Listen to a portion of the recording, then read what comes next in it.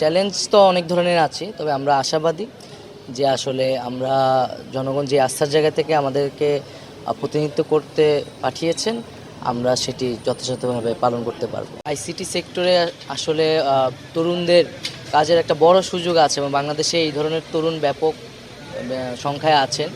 তাদের সাথে সেই সংযুক্তিটা আসলে প্রয়োজন, তাদের ক্রিয়েটিভ আইডিয়া এবং এখানে যারা অভিজ্ঞ আছে তাদের একটা সংযোগ ঘটানোর মাধ্যমে একটা তথ্য প্রযুক্তির যে বিপ্লব চলছে সেখানে বাংলাদেশকে নেতৃত্ব দিতে আমি মনে করি বাংলাদেশের তরুণ প্রজন্ম সক্ষম, শুধু প্রয়োজন তাদেরকে সেই সুযোগটি করে দেওয়া।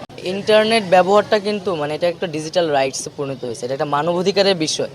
তো ইন্টারনেট বন্ধ বলেন বা সেটাকে সীমিত পর্যায়ে নিয়ে আসা, এই মানবাধিকার বিষয়টাকে মাথায় রেখেই করতে হবে, যাতে কারো মানবাধিকার লঙ্ঘিত না হয় এবং তথ্যের অবাধ প্রবাহ থাকে, যাতে সাংবাদিক সহ শুরু করে সবাই সেই সত্যটি জানতে পারে।